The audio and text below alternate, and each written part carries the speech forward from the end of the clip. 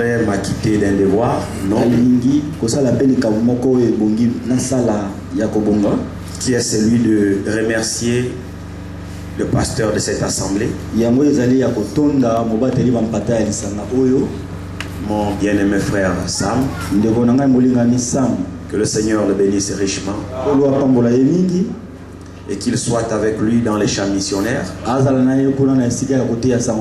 qu'il le comble de son onction et de sa présence et qu'il nous le ramène en parfaite santé. J'ai prié aussi pour tous ses collaborateurs, pasteurs associés, les administrateurs, les diacres, tous ceux qui travaillent dans le même esprit dans cette assemblée. Que le Seigneur soit avec vous tous. Frère Franck peut dire souvent que il y a une grande récompense pour les frères qui travaillent dans le même esprit. Le plus important, c'est que nous soyons tous animés d'un même esprit. Les collaborateurs du pasteur doivent soutenir le pasteur. Quand vous aimez votre pasteur, c'est alors que Dieu vous bénira. Vous priez pour lui. Amen. Amen. C'est important ça. Parce que le Seigneur pouvait dire que une maison divisée contre elle-même, elle ne peut pas subsister. Mais quand vous êtes unis, si l'ennemi vient de l'extérieur, il aura des problèmes à vous vaincre. Et quand la division commence dans la maison, c'est la plus grande destruction que personne ne peut arrêter. C'est pourquoi soyez tous unis, comme les membres d'un même corps. Soyez derrière votre pasteur. Ne critiquez jamais votre pasteur. Ne parlez jamais du mal contre votre pasteur. Quel que soit ce qu'il a fait. C'est vrai. Si vous faites cela, alors vous aurez des problèmes avec Dieu. Donc priez beaucoup pour vos conducteurs. Soyez soumis à l'ordre établi. Obéissez à tous les offices. Dieu est un Dieu d'ordre. Quand l'ordre est respecté dans une assemblée locale, Dieu se retrouve. Parce que la Bible dit que Dieu c'est un Dieu d'ordre. En d'autres termes, il n'est pas un Dieu de désordre. Et le désordre, c'est l'absence de l'ordre. Ma prière, que le Seigneur soit tous avec vous. Et je vous remercie d'être venu m'écouter. Pardonnez aussi tout ce que vous avez écouté qui vous a dérangé. Je vous demande une chose, c'est de prier pour moi aussi. Souvenez-vous de moi dans vos prières. Parce qu'après votre pays ici, je suis attendu au Bénin et au Nigeria aussi. Je repars mardi 30 chez moi. Au Gabon à Libreville. Et je n'ai peut-être que 6 ou une semaine. Donc, plus tard lundi prochain le 5. Je suis parti pour Cotonou. Jusqu'à Lagos. Je vous demande seulement une seule chose. C'est de penser à moi dans vos prières. C'est tout ce que j'ai besoin. Vous me le promettez? Amen. Que le Seigneur vous bénisse tous. Nous sommes dans la joie encore ce matin. Pour la grâce que notre Dieu nous accorde. Non seulement d'être compté parmi les vivants, mais surtout qui nous a établis dans son service. C'est le service le plus noble qui puisse exister sur la terre. Être au service du Dieu vivant. Comme mon bien-aimé frère a prié tout à l'heure au début de la réunion, il disait que nombreux ce matin sont en train d'aller adorer les dieux qui ne connaissent pas, de faux dieux dans les dénominations. Mais vous et moi, Dieu s'est révélé à nous. Il a permis que nous soyons dans le véritable. Alléluia. Amen. Vous voyez, c'est 1 Jean qui nous dit cela, je crois, ici. 1 Jean chapitre 5, je crois.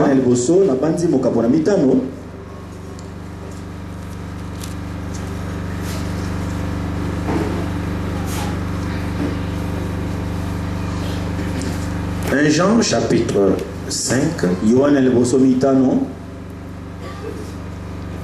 à partir du verset 20, il est écrit ceci: nous savons aussi que le Fils de Dieu est venu et qui nous a donné l'intelligence pour connaître le véritable. Et nous sommes dans le véritable. Son Fils Jésus-Christ. C'est lui qui est le Dieu véritable et la vie éternelle. Petits enfants, gardez-vous des idoles. Alléluia. Amen. Vous avez entendu le véritable Dieu? Là-dedans, il nous a dit que c'est Branham, que c'est un prophète, c'est Jésus-Christ. C'est lui qui est le Dieu véritable. Donc un autre Dieu qui n'est pas Jésus-Christ, c'est un faux Dieu. La Bible nous dit que le Dieu véritable, c'est le Seigneur Jésus-Christ. C'est lui qui est le Dieu véritable et la vie éternelle. Et Jean, vous voyez comment il termine le verset 21. Il dit: petits enfants, gardez-vous des idoles. C'est-à-dire, n'adorez pas autre chose à part Jésus-Christ. N'adorez pas un homme. N'adorez pas un prophète. N'adorez pas le bois. N'adorez pas la pierre. Gardez-vous des idoles. Il n'y a qu'un seul Dieu qui a créé toutes choses et qui s'est manifesté dans la personne de Jésus-Christ. C'est lui qui est le Dieu véritable et la vie éternelle. Vous êtes heureux parce que vous le connaissez. Vous êtes heureux parce que c'est lui que vous adorez. Amen. Amen. D'être au service du Dieu véritable, c'est une grâce. Nombreux ceux qui adorent des dieux qui ne sont pas Dieu. Et croyez-moi, ils sont sincères là-dedans. Ils font des sacrifices énormes dans la tromperie. Mais pourtant, ils n'ont pas le Dieu véritable. Si ceux qui sont dans l'erreur adorent les faux dieux avec vérité, à plus forte raison nous qui sommes dans le véritable, c'est nous qui devons l'adorer. Vous ne croyez pas ça? C'est notre adoration que Dieu attend. Parce qu'il s'est révélé à nous pour que nous puissions l'adorer. C'est une grâce, bien aimé frère. J'ai souvent l'habitude de dire, voyez, lorsque nous prenons les choses de ce monde, dans chaque pays il y a un régime. Et lorsque vous êtes un simple citoyen, les gens n'ont vraiment pas trop d'attention sur vous. Mais lorsque le président de la République, qui est le chef de l'État, vous nomme à un poste ministériel, vous suivez cela? Le président de la République, dans un conseil des ministres, vous allez entendre votre nom. Un nommé X ministre des Finances, par exemple. Vous allez remarquer quelque chose. Qu'à partir de ce moment précis, vous ne serez plus la même personne. Réalisez cela. Juste vous entendez votre voix, votre nom à la télévision, lors d'un conseil des ministres, et vous avez été nommé par le président de la République. Dès cet instant-là, vous n'êtes plus la même personne. Tout dans votre vie change. Vous devenez important. Vous devenez une personnalité de la République importante. Et même vous quittez là où vous habitez. Si vous habitez avec le voisin ici, vous devenez une personnalité de la République. C'est-à-dire la confiance du chef de l'État est sur vous.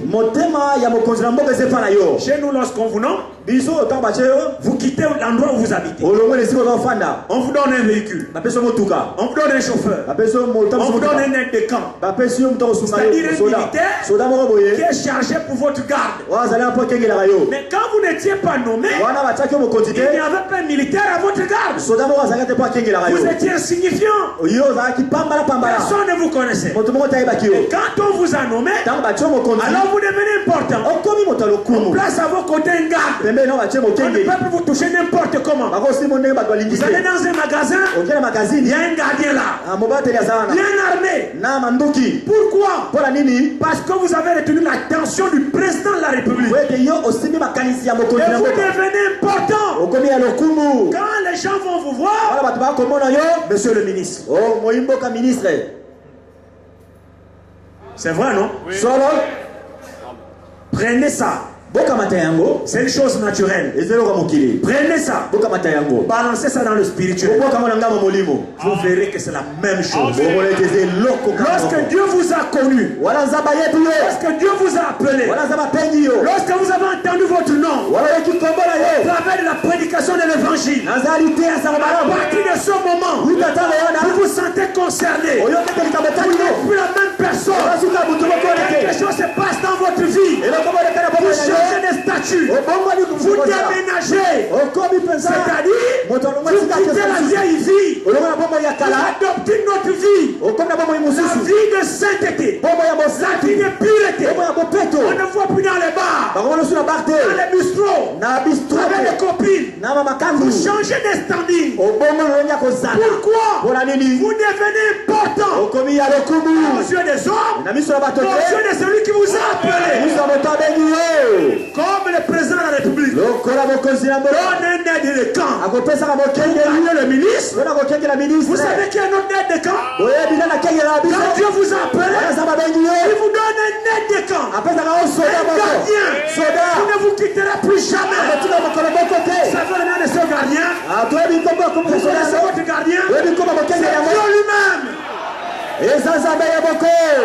La Bible dit, l'ange de l'Éternel pour tous ceux qui le craignent et les attendent tout danger. L'ange de l'Éternel, c'est Dieu lui-même. Dieu devient notre gardien. Il devient notre protecteur. Nous devenons importants. C'est pourquoi le peuple de Dieu a besoin de comprendre ces choses. On ne doit plus vivre dans la bassesse. Vous êtes important.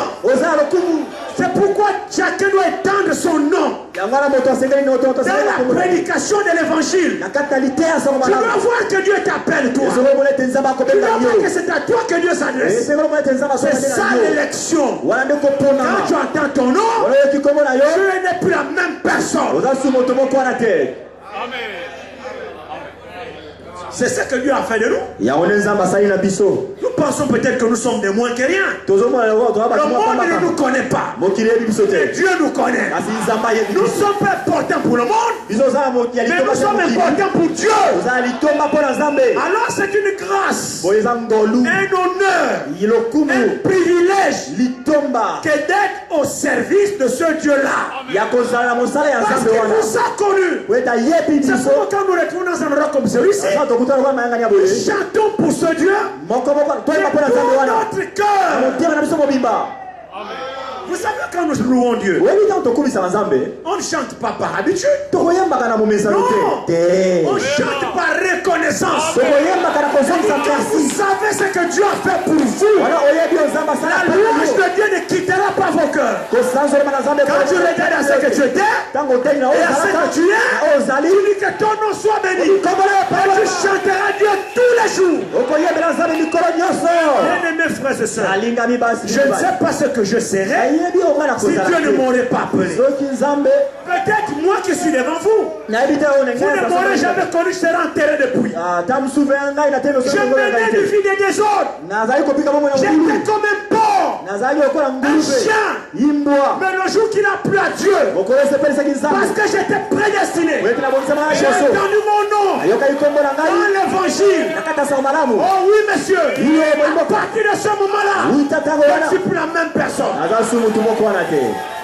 Tous mes amis m'ont abandonné. Même ma famille ne me comprend pas. Je voyage de pays en pays, conduit par l'évangile. Ma vie n'est plus pour moi. Frère, je vis pour Dieu. Parce que ce que je suis, c'est par sa grâce.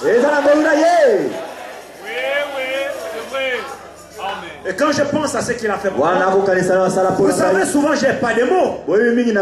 Frère, je ne suis pas connu d'un pasteur. Je ne suis pas connu d'une église. Non, je suis connu de Dieu tout-puissant. Frère, celui qui a créé les cieux et la terre, il me connaît. Il m'appelait par son nom. Et il m'a enrôlé dans son service. Ça c'est vrai. Et je crois qu'il vous a appelé aussi. Parce que si vous n'avez pas entendu votre nom, vous ferez le suivisme. Vous savez, Jean dit ceci.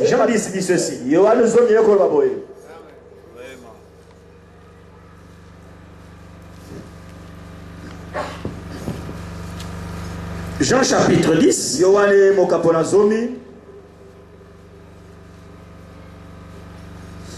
Nous commençons au verset 7 de Jean 10. Non. Commençons au premier verset d'ailleurs. En vérité, je vous le dis, celui qui n'entre pas par la porte dans la bergerie, mais qui monte par ailleurs, est un voleur et un brigand. Mais celui qui entre par la porte est le berger des brebis. Le portier lui ouvre. Et les brebis entendent. Alléluia. Amen. Est-ce que Dieu s'adresse ici aux brebis au sens littéral du mot? Est-ce que une brebis a un nom? Mais c'est vous qui avez le nom. Et nous sommes assimilés aux brebis. Alors il appelle toutes les brebis par leur nom. Donc vous devez entendre votre nom.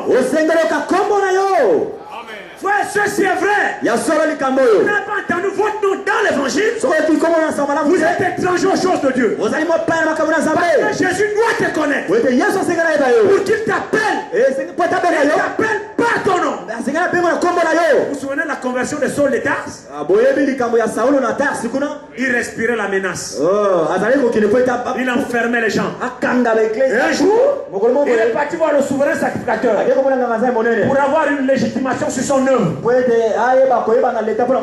Donne-moi les lettres pour que j'enferme tous ceux qui croient au christianisme. Alors, pendant qu'il marchait sur le chemin de Damas, la Bible dit il a vu une grande lumière. Et de la lumière, une voix est sortie. La voix dit quoi? Saul, Saul, pourquoi me persécutes-tu? Est-ce que c'est vrai? Est-ce que c'est vrai?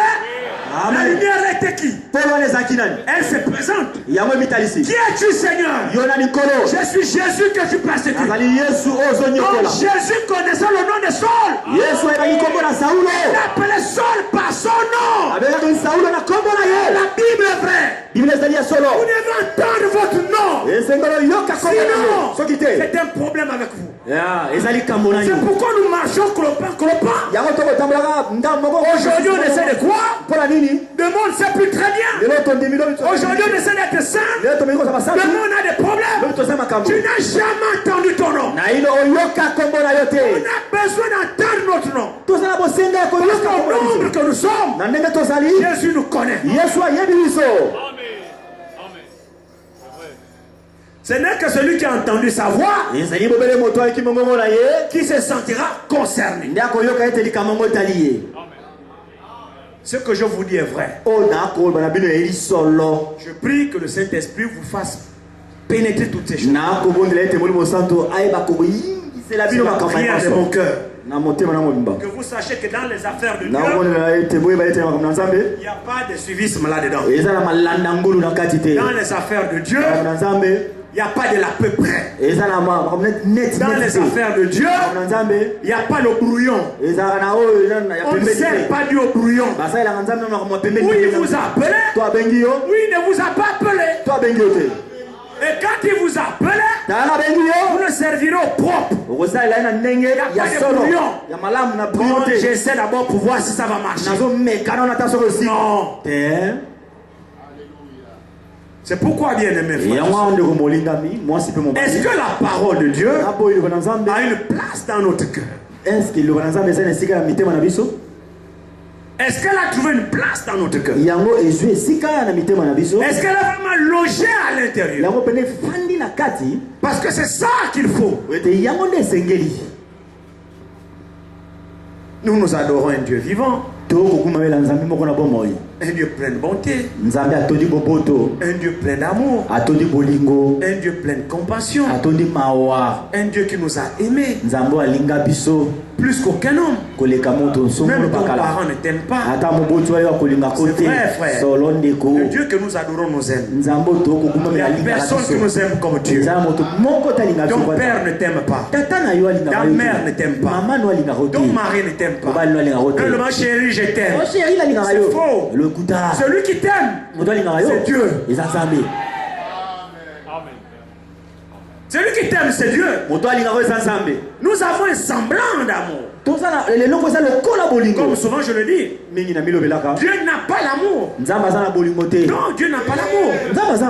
Il n'a pas à avoir l'amour. Mais il est amour. C'est deux choses différentes. Avoir l'amour et être amour, c'est deux choses différentes. Dieu n'a pas l'amour, mais il est amour. Tout son être entier est amour.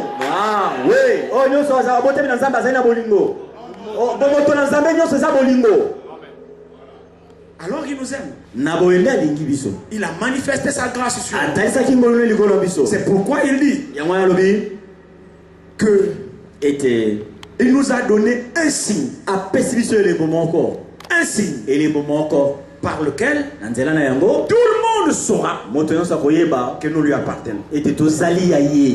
Ceci est d'une importance capitale. Frère Branham disait que le corps le plus malade qu'ils connaissent sur la terre, c'est le corps de Christ. C'est le corps le plus malade. Et quand je le répète souvent, je prends cette citation. J'aime toujours rajouter par ce passage biblique. Mais pourquoi le corps de Christ est le corps le plus malade? Est-ce que c'est parce qu'il n'y a pas de médecin? Est-ce que c'est parce qu'il n'y a pas de baume en galade? Mais pourquoi la blessure de mon peuple n'est-elle pas guérie? Il s'agit du peuple de Dieu, qui est l'église de Dieu, qui est son corps. Pourquoi est-il malade? Le Seigneur assimile l'église à son corps. Et la façon dont il nous enseigne, il nous prend l'unité du corps. Chacun de nous a un corps. Et ton corps est constitué de plusieurs membres. Sur ton corps, il y a la tête, il y a les yeux, il y a la bouche, il y a les dents, il y a les oreilles, les pieds, les ongles, tout ce que tu veux. C'est l'ensemble de tout cela qui fait ton corps. Maintenant remarquez ceci. Pour que tu sois en bonne santé, il faut que chaque membre membres de ton corps soient très bien. Maintenant, imaginez ceci. Je suis en train de marcher, je cogne une pierre. Mon orteil se blesse. Le sang coule. C'est l'orteil du pied qui a cogné. C'est pas le coude du bras. C'est le pied. Comme c'est le pied qui a cogné, le bras va se réjouir. Pour dire, bon pied, tu as eu trop. Avez-vous déjà vu ça dans un corps? C'est le pied qui cogne.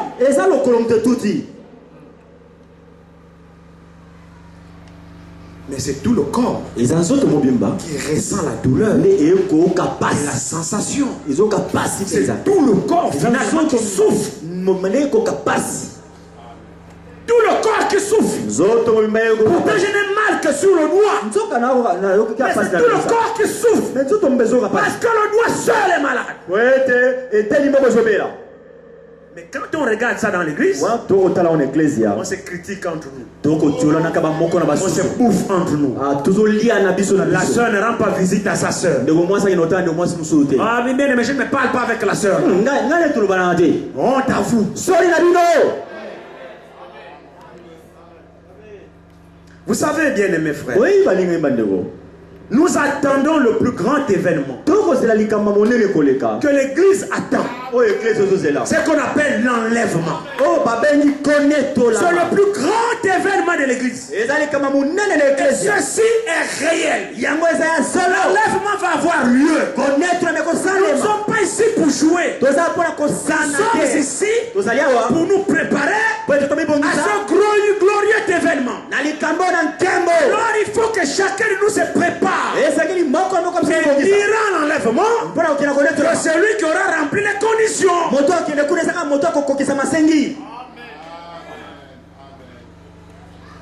Mais la Bible dit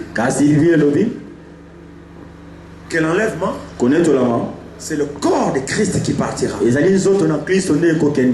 un instant, en un clin d'œil, les morts en Christ ressusciteront. Et nous les vivants, nous serons changés. Et tous quitteront la terre pour retourner chez nous. Mais ceci n'arrivera que lorsque l'église va atteindre un certain niveau. L'unité du corps de Christ. Bien-aimés frères et sœurs, on doit en arriver là. Il faut que le corps soit un. Ce n'est pas des histoires. Ce que je suis en train de vous dire, c'est la vérité. La vérité de l'évangile. On doit être un. Je l'ai prêché mon dernier dimanche à Rigini. Je me suis inspiré de la prière de Jean 17. C'est pas notre message. Mais nous allons nous laisser conduire par le Seigneur. On va arriver à ce que le Seigneur voudrait que nous comprenions ce matin. Je voudrais partager ça aussi avec vous. Nous puissions comprendre l'importance de la prière du Seigneur. Dans Jean 17, le Seigneur là-dedans a prié. Il dit, Père, je te prie pour ceci. Ce que tu m'as donné, du milieu du monde. Ils ne sont pas du monde. Comme moi, si je ne suis pas du monde. Père Saint, garde-la ton nom. Les gens que tu m'as donnés, parce qu'ils ont connu que je suis sorti de toi. Alléluia. J'ai prié pour que tout ceci, tous ceux qui ont cru à ton nom, tous ceux qui ont reçu la révélation de ton nom, j'ai prié pour tous ces gens-là, pour qu'ils soient tous divisés.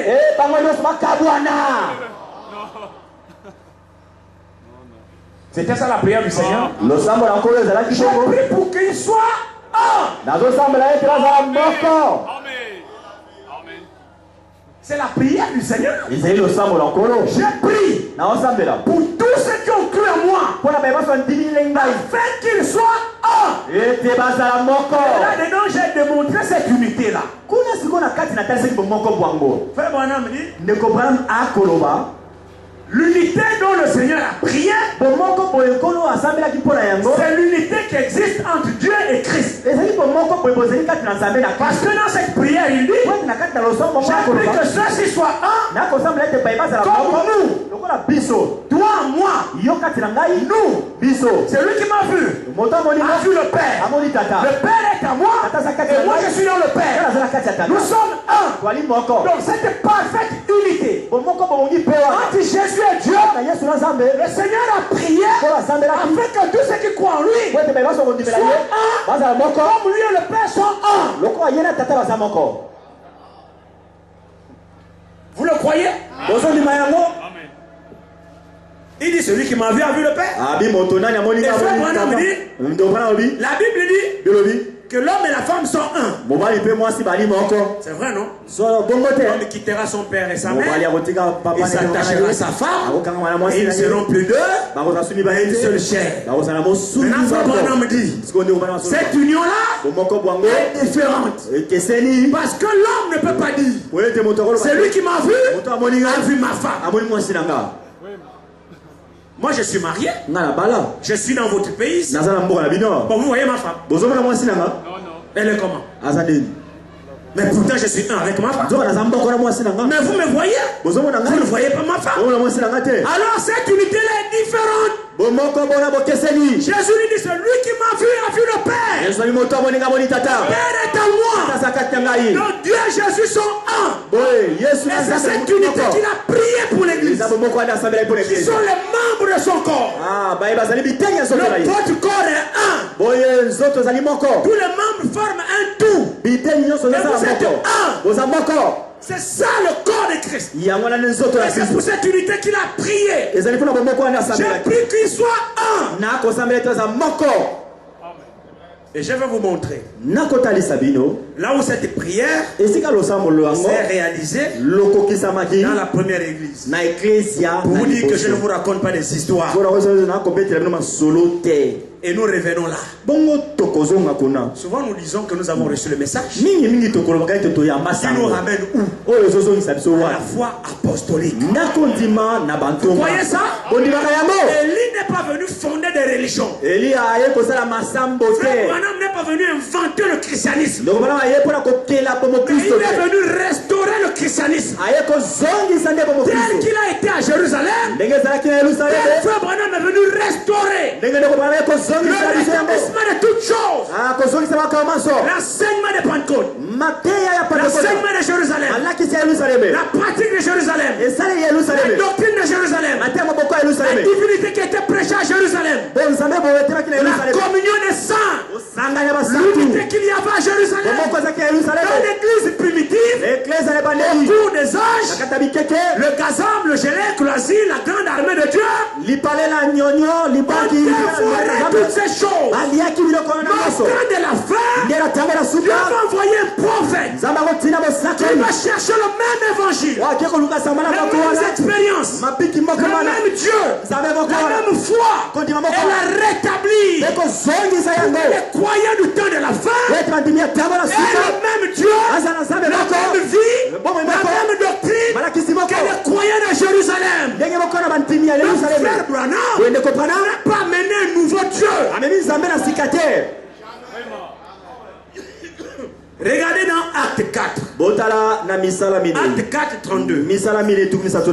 Pour voir si la prière du Seigneur avait été exaucée. J'ai prié pour que tous ceux-ci soient un. Regardez Acte 4, 32.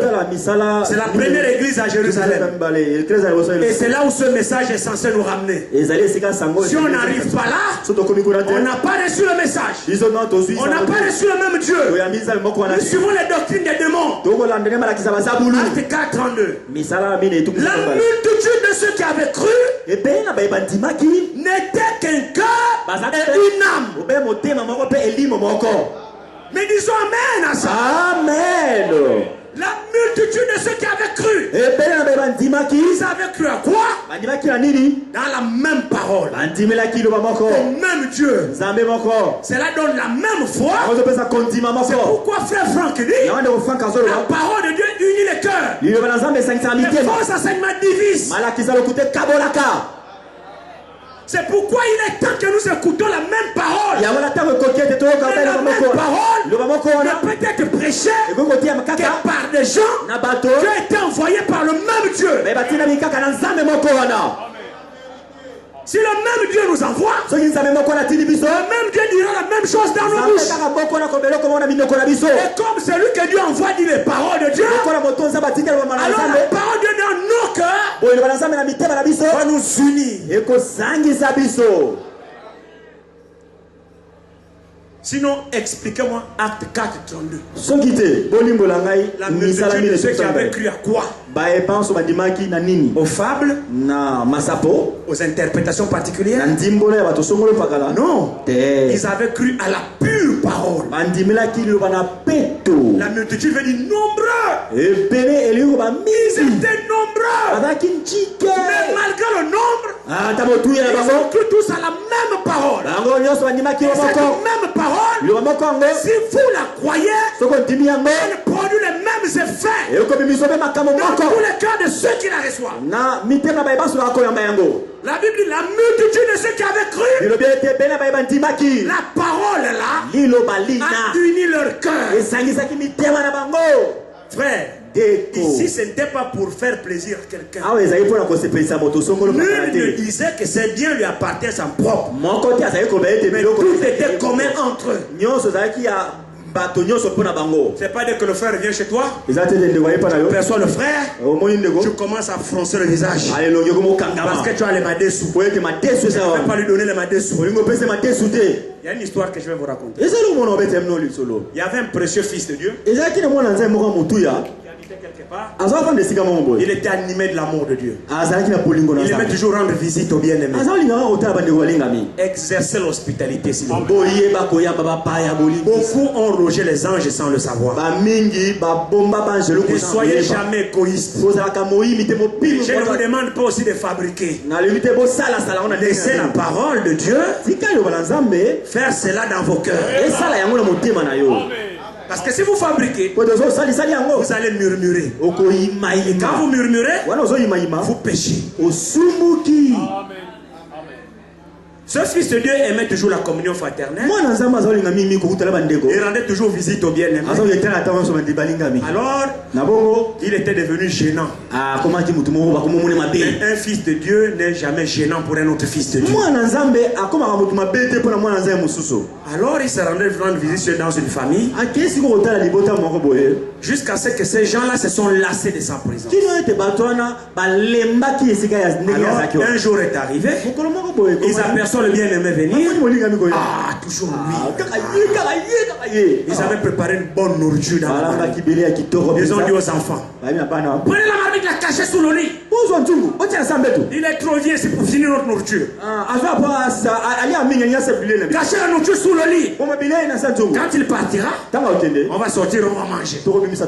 Ils ont caché la nourriture sous le lit. Le bien-aimé est venu.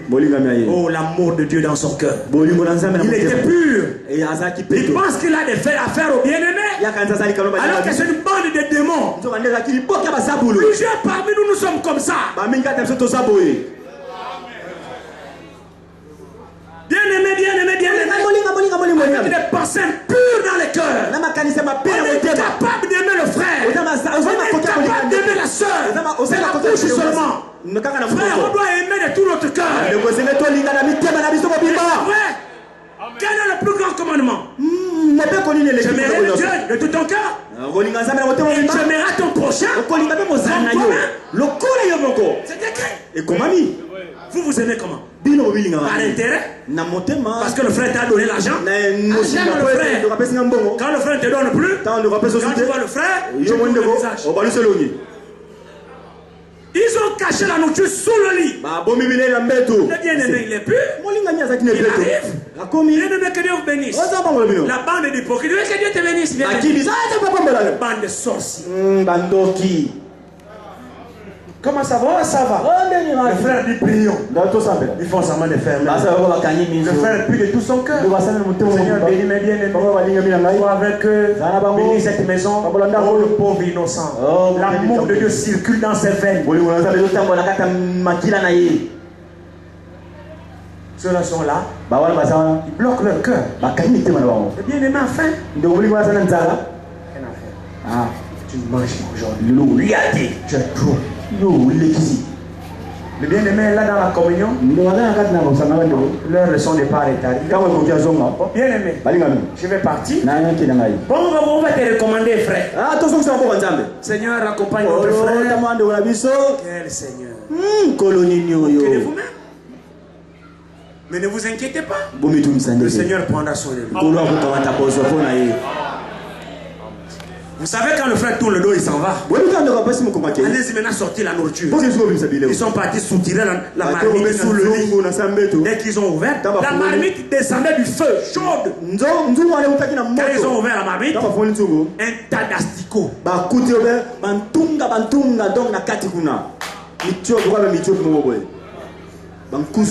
Ils ouvrent la marmite qui était encore chaude. Dedans, c'est les asticots. Mangez maintenant votre nourriture. Vous savez pas que c'est mon fils? Alors il vient chez vous. Vous bloquez la nourriture. Mangez maintenant. Frère, ne jouons pas avec Dieu. Ne blaguons pas avec le Seigneur. Vous ne savez pas quel fils de Dieu qui ne l'est pas. C'est pourquoi on doit se respecter les uns les autres. On doit s'honorer les uns les autres. Si vous faites mal à un fils de Dieu, c'est à Dieu que vous avez affaire. Vous blessez une fille de Dieu. Quand elle gémit, et vous aurez des problèmes. Craignons Dieu.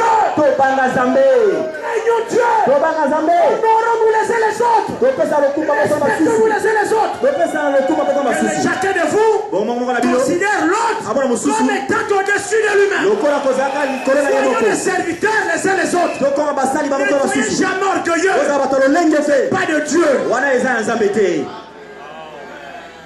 C'est pas de Dieu. C'est vrai. Servons-nous les uns les autres. Mais nous avons un esprit de mépris. Nous pensons que bon, c'est nous qui sommes importants. Mais qui est-ce qui a dit que je suis important?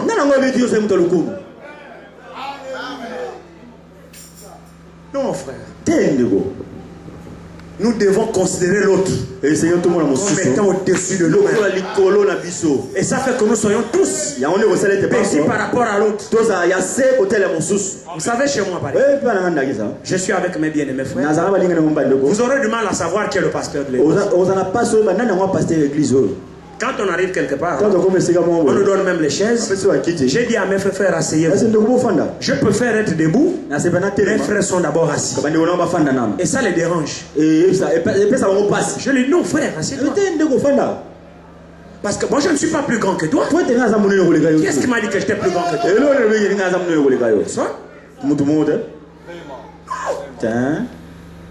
Souvent on est animé d'un vain orgueil, frère. Le Seigneur dit, le disciple n'est pas plus grand que son maître. Mais tout disciple affranchi est semblable à son maître. C'est-à-dire, si nous sommes les disciples de Jésus, comme Jésus a été, c'est comme ça que nous sommes censés être. Montrez-moi le protocole qu'on a fait à Jésus quand Jésus rentrait. Je vais faire le baiser là. C'est lui. Ça nous montre qu'il n'était pas différent.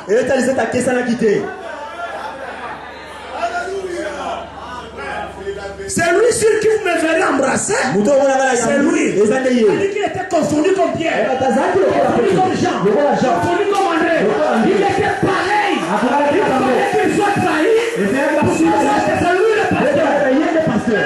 Aujourd'hui, il est même pour que le marbre, pour que nous marchions sur le marbre. Et là où nous sommes, les brebis ne doivent pas arriver. Il n'y a pas un ciel pour les pasteurs, un ciel pour les brebis. On a tous dans un même ciel. On a tous un même père. On a tous été sauvés par le même sang.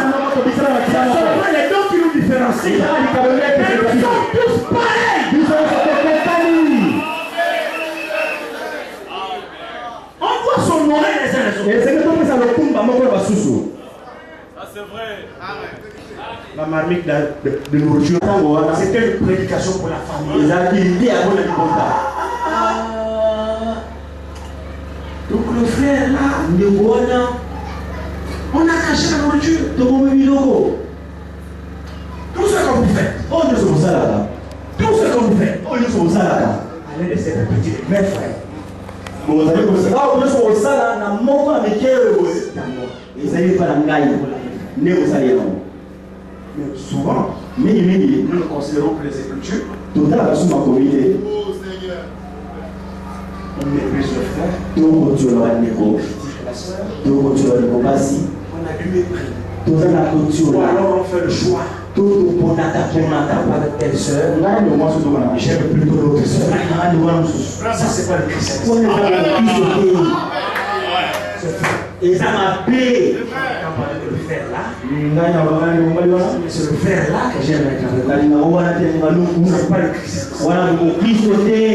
Jacques, ça c'est le christianisme de considération. L'autre frère en costume, l'autre vient avec un simple pantalon. Ils viennent pour adorer. Quand tu regardes, il est en costume. Je suis sa chaise. Voilà. Et c'est lui qui a le simple pantalon. Faire pour la pierre.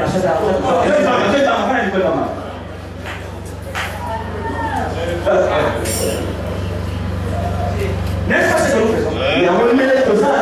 C'est pas du christianisme. C'est faux. Nous sommes tous égaux devant Dieu. Les frères sont en babouche. Qu'il ait des chaussures, je ne sais pas, 50 boucles. Nous sommes tous égaux devant Dieu. Le sang qui l'a sauvé. Le sang qui m'a sauvé. Il est proche de lui. Il est aussi proche de moi. Le plus grand parmi nous, c'est Dieu. Mais on doit comprendre ces choses. Quand vous arriverez là, l'église aura fait un grand pas. Mais laissez-moi vous dire, il faut que l'église arrive là. Elle doit arriver là. Maintenant, frère, si vous pensez que vous êtes encore là, laissez-moi vous annoncer que l'église, qui est l'épouse de Christ, est déjà à côté. Il y a des véritables membres que vous êtes en train de souder. C'est une union indicible. Il y a des gens qui sont nés de Dieu. Ils ont cet amour dans leur cœur. Et qui aiment Dieu. Et ils sont là. Pendant que vous jouez, il y en a qui font le chemin avec Dieu. Ceux qui sont en dehors du programme de Dieu, ça leur. Mais il y en a qui sont en train d'avancer. Mais il est plus tard que vous le pensez. Le Seigneur arrive.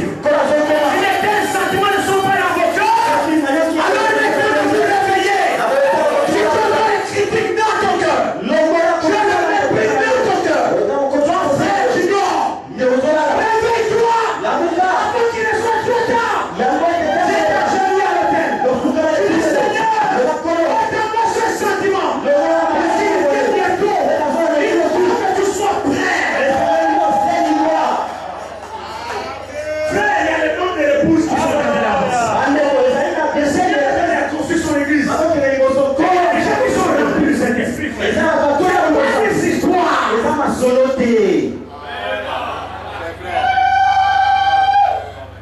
Pendant que toi tu joues, nous on avance. On est à la nuit de moi. On avance. Comment on ne peut pas? Parce que Jésus est en train de construire son église. Il dit je ne vous laisserai pas faire. Alors il est présent. S'il est présent, il va travailler. Il dit je bâtirai mon église. C'est lui qui bâtit l'église. Et la porte du séjour des morts, elle n'est jamais ouverte.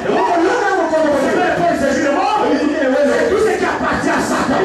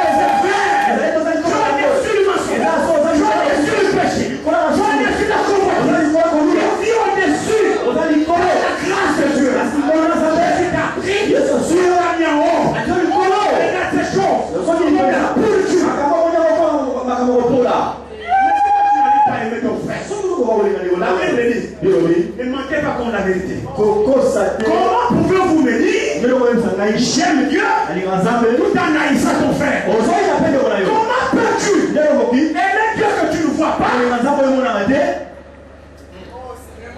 et tu détestes ton frère que tu vois? Comment toi tu vas me dire à moi ce matin, premièrement si tu vois là j'aime Dieu, c'est Dieu que je veux, mais quand je vois le frère, toi tu aimes quel Dieu? Et la vérité n'est pas toi. Dieu est amour. Dieu est amour. Et l'amour de Dieu effectivement doit aussi être dans nos cœurs. L'amour de Dieu, il l'a prouvé en donnant sa vie à la croix. La Bible dit, n'aimez pas seulement en parole, mais en acte. Ça sert à rien de dire, frère, je t'aime. Sœur, je t'aime. Prouve-moi par ta vie que vraiment tu m'aimes. C'est vrai, non? La Bible n'a pas dit que Dieu a tant aimé le monde. Et puis il est resté assis sur son trône en répétant chaque jour. J'ai tant aimé le monde. J'ai tant aimé le monde. Le monde est dans des problèmes. J'ai tant aimé le monde. Le monde souffre. J'ai tant aimé le monde. Il ne fait rien pour ce monde-là. Dieu a tant aimé le monde. Il a tout. Son fils unique. C'est-à-dire tout ce qu'il avait. Quand on dit fils unique, vous n'en avez plus un autre. Celui que vous avez. Et l'amour de Dieu sur nous était tellement fort dans son cœur qu'il a donné tout ce qu'il avait pour nous. C'est ça l'amour. Et nous disons que nous aimons Dieu. On doit nous croire ce Dieu. Même quand il faut donner les offrandes, tu tries. Tu sais déjà que les doigts ont même les yeux. Ça c'est 200. Ça c'est 5000. Non. 5000. Tu tries. C'est ça ce que nous faisons. Je vais vous dire. Quand tu tries là, tu mets 5000 à côté et tu cherches 200. Ça veut dire que Dieu dans ton cœur représente 200. C'est ce que Dieu vaut pour toi. Tu estimes que c'est 200 que tu as qu'il faut pour Dieu. Et tu te dis que ton Dieu à toi n'est pas digne de recevoir tes 5000. C'est pourquoi tu estimes qu'il n'est pas digne que je donne 5000 à Dieu. Il faut que je donne 200 à Dieu. Donc pour toi, Dieu vaut 200. Mais si Dieu est important pour toi, frère, tu lui donneras tout ce que tu as. Et il n'y a rien que vous puissiez donner à Dieu si ce n'est d'abord vous-même. Si nous trions, c'est parce que nous ne sommes pas donnés à Dieu. Mais quand Dieu gagnera notre cœur, l'argent ne vaut rien. Zéro. Et l'autre côté, Seigneur, prends. Tu pourvoiras. Ce que je vous dis est vrai. Ce que je vous dis est vrai.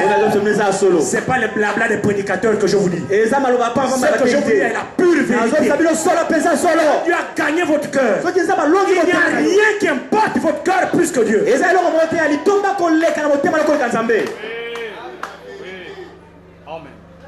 Ceci, c'est pour montrer comment Dieu nous a aimés. Il a donné ce qui est de plus cher. Son fils unique. Dieu s'est privé de son fils unique. C'est le seul qu'il avait. C'est sa façon dont il t'aimait. C'était fort. Je sacrifie mon fils. C'est cet amour qui était dans le cœur de notre Père à nous tous. C'est pourquoi Dieu nous dit que Abraham est le Père de la foi. Nous sommes censés être fils d'Abraham. La façon dont Abraham a aimé Dieu, c'est la façon dont Dieu nous a aimés. Dieu en nous aimant, il a donné son fils unique. Abraham en aimant Dieu, il a donné son fils unique. Ce n'était pas Ismaël. C'était le fils de la promesse.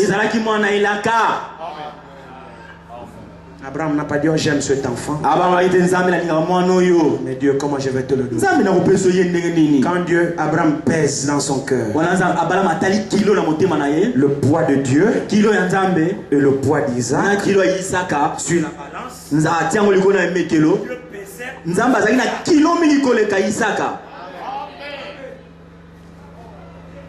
Nous, quand nous pesons dans notre cœur, qu'est-ce qui pèse plus dans notre cœur? Est-ce que c'est la parole? Ou bien c'est le monde, la prostitution, l'escroquerie, le vol? Tu n'arrives pas à te séparer? Qu'est-ce qui pèse? Parce qu'aujourd'hui les escrocs sont dans l'église. Je ne veux pas vous décourager. Je sais de quoi je parle. Les escrocs sont des frères. Voleurs, c'est des frères. Jusqu'au pasteur. Il y a une confusion. Il y a un problème. Il y a quelque chose qui ne va pas. Mais le temps est vraiment avancé. Où le Seigneur arrive bientôt. Nous devons vraiment examiner nos cœurs pour voir que nos cœurs sont complètement dégagés. Complètement libérés de toute impureté.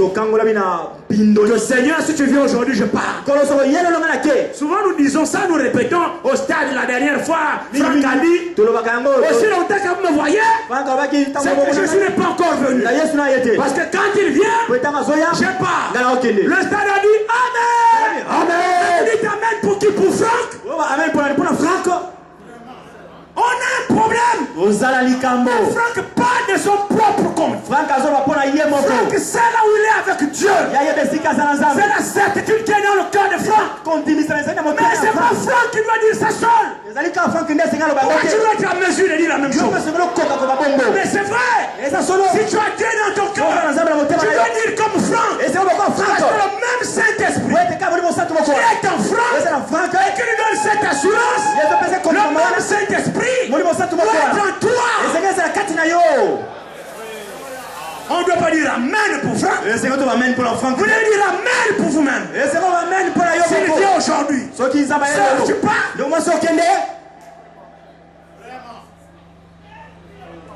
Tu dois dire Seigneur, Franck est prêt. Mais tu es le Dieu de Franck. Mais tu n'es pas que le Dieu de Franck. Tu es aussi le mien. Donne-moi aussi cette assurance. Frère, si vous sentez que vous n'avez pas le Saint-Esprit, sœurs aussi les mêmes. Par l'amour de Dieu, s'il vous plaît, mettez-vous à l'autel prier. S'il faut que vous veillez toute la nuit, veillez. S'il faut jeûner, jeûnez.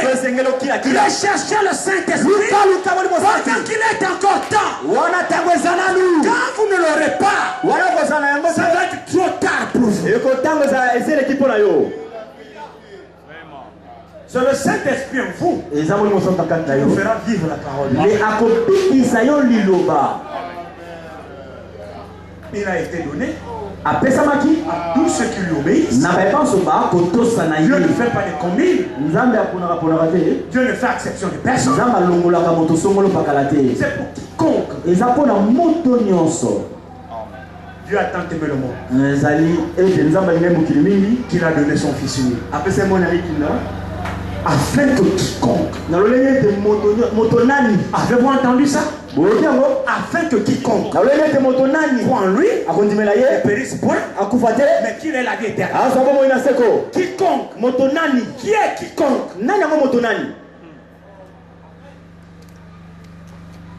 Afin que quiconque. C'est qui le quiconque? Mets-toi dans le quiconque. Yo omiti na kati na motonani wana. Retrouve-toi dans le quiconque. Mimona na kati wana. Parce qu'il a dit que quiconque croit en lui. Motonani. Donc n'importe qui. Ezala motonani. Qui veut croire en lui. Qui le croit. Antimanaye. C'est ça le quiconque. Yangwa motonani. Mais nous ne voulons pas faire partie du quiconque. Tolingi kozana kati na motonani wana te. Dieu est bon, bien aimé frères et sœurs. Il est vraiment bon. Nous avons besoin de son amour pour que nous puissions vraiment l'aimer. Nous puissions l'obéir. Sinon ça va être difficile pour nous. J'aimerais partager avec vous quelques passages de l'écriture. Dans le livre de Jean, au chapitre 11.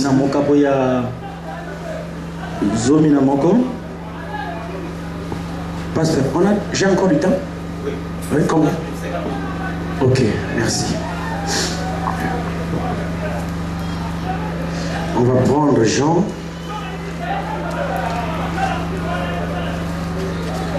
Jean chapitre 11. Yohane Zomina Moko.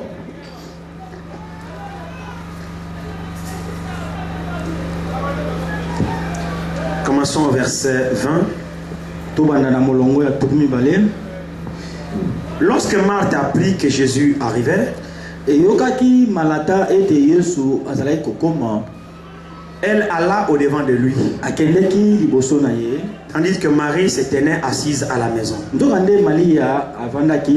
Marthe dit à Jésus, Seigneur, si tu eusses été ici, mon frère ne serait pas mort. Mais maintenant même, je sais que tout ce que tu demanderas à Dieu, Dieu te l'accorde. Jésus lui dit, ton frère ressuscitera. Je sais, lui répondit Marthe, qu'il ressuscitera à la résurrection au dernier jour. Jésus lui dit, je suis la résurrection et la vie. Celui qui croit en moi vivra quand même il serait mort. Et quiconque vit et croit en moi ne mourra jamais. Crois-tu cela? Elle lui dit, oui Seigneur, je crois que tu es le Christ, le Fils de Dieu, qui devait venir dans le monde. Amen. Amen. C'est merveilleux. Ce récit-là, nous tous, nous connaissons cela. Nous tous, nous avons déjà lu cette histoire plusieurs fois concernant la résurrection de Lazare. Nous savons tous presque ce passage dans notre tête. Vous remarquez ici, bien aimés frères et sœurs, que le Dieu que nous adorons est un Dieu qui connaît toutes choses. Et lorsqu'il nous appelle, il nous appelle tous à lui faire entièrement confiance. Vous voyez cette histoire-là ici? C'est une famille que Jésus a aimé. Parmi ses sœurs, il y en avait une qui était possédée. Et Jésus l'avait délivrée. C'était une famille de sœurs et frères. Marie, Marthe et Lazare. Et la Bible dit que Jésus les aimait. Jésus aimait Marthe. Jésus aimait Marie. Jésus aimait Lazare. Alléluia. Amen. Et quand la Bible dit que Jésus aimait, c'est que vraiment Jésus aimait. C'est pas notre amour hypocrite. Quand Jésus aime, il aime vraiment. Alors il y a une scène bizarre. Voilà, Jésus était dans l'évangélisation. Il parcourait les rues de la Judée, de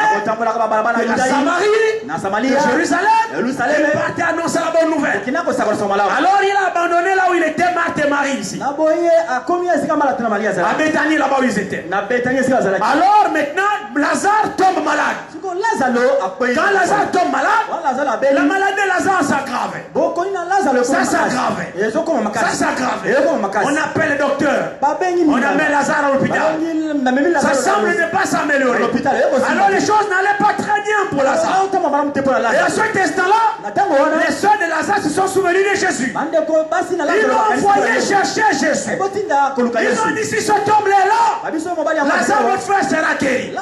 Pourquoi ont-ils dit cela? cela? C'est parce qu'ils ont vu dans ce tombe de Jésus la divinité se manifester. Jésus marchait avec eux. Ils ont vraiment cru. Vous savez bien, mes frères, lorsque vous avez été prédestiné à croire, vous croirez vraiment. Quelles que soient les situations, vous croirez. Quelles que soient les circonstances, vous croirez. Marthe et Marie étaient la semence prédestinée. Jésus guérissait les malades. Il ressuscitait les morts. Il faisait de grandes choses. Mais comment les pharisiens et les sadducéens ne pouvaient-ils pas voir le Dieu en Jésus? Parce qu'ils n'avaient pas été prédestinés à croire. Mais des simples femmes, Marthe et Marie et Lazare, ont compris que ce homme-là était le Fils de Dieu.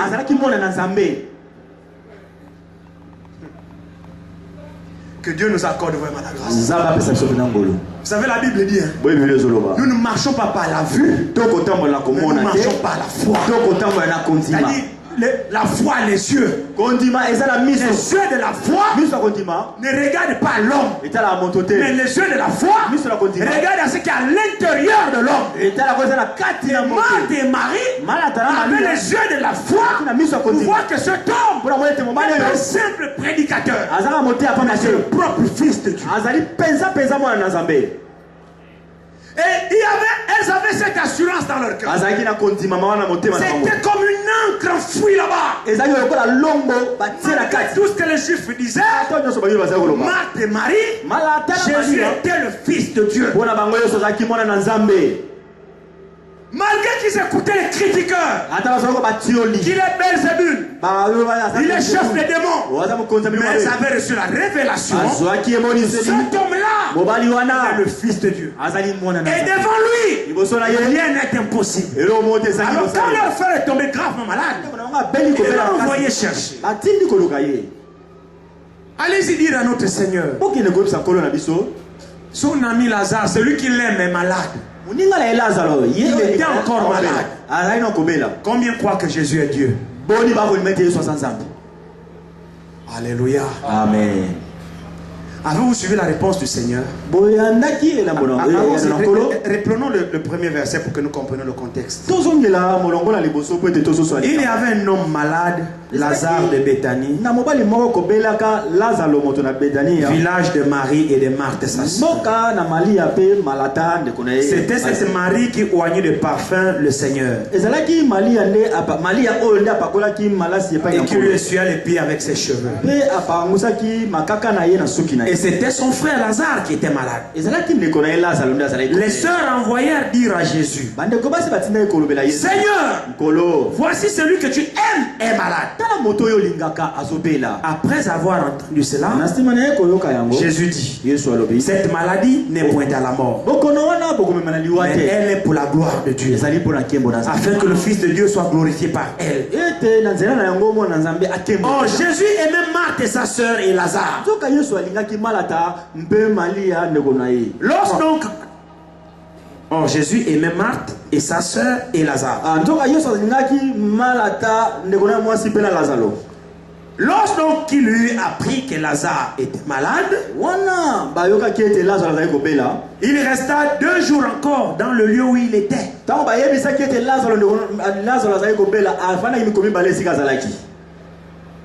C'est bizarre. Ils ont un peu moins compliqué. L'homme qu'il aime, il est malade. On l'envoie le chercher. Lui-même, il sait que Lazare est malade. Mais Jésus lui-même, il savait ce qu'il était en train de faire. C'est formidable. Bien-aimés frères et sœurs, le Dieu que nous adorons, nous avons besoin de patience avec lui. Il maîtrise son affaire. Il sait ce qu'il fait. Nous ne savons pas ce qu'il fait. Est-ce qu'il nous le révèle? Et si longtemps qu'il ne nous le révèle pas, soyons tranquilles. Ayons foi simplement. Parce que les voix de Dieu, nous ne les comprenons pas. Les disciples même ne le comprenaient pas. Mais lui seul savait ce qu'il faisait. Il dit Lazare est malade. Il s'arrange à s'éloigner encore. Et il fait encore 2 jours là-bas. Mais quand même il l'aimait.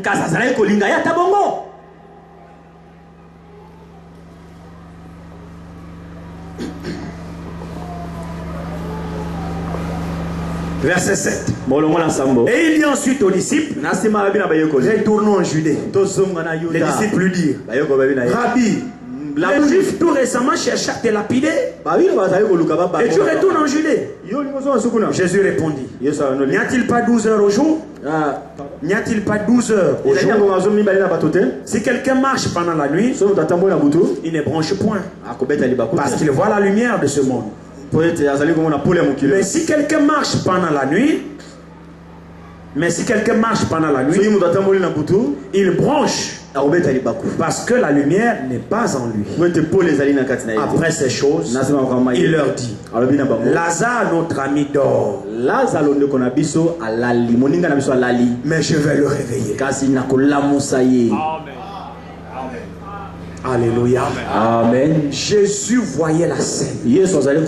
Jésus savait ce qui arriverait. Il connaissait le plan et il poursuivait son plan. Quand Jésus était venu, il savait exactement où poser le pied. Il savait exactement l'étape prochaine de son ministère. Il savait ce qui devait l'arriver. Lui n'est pas comme nous. Nous marchons par la foi. Mais lui, il voyait ce qu'il faisait. Alors il a vu Lazare mourir. Maintenant il dit à ses disciples, notre ami Lazare dort, mais je vais le réveiller. Les disciples lui disent, Seigneur, s'il dort, il sera guéri. Jésus avait parlé de sa mort, mais ils crurent qu'il parlait de l'assoupissement du sommeil. Alors Jésus leur dit ouvertement, Lazare est mort.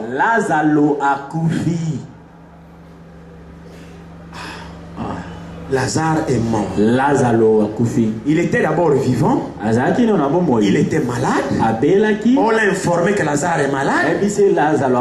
Il fait exprès de s'éloigner et de rester encore 2 jours à l'extérieur. Et maintenant Lazare meurt. C'est à ce moment qu'il choisit de retourner voir Lazare. Qu'est-ce que vous allez comprendre ensemble?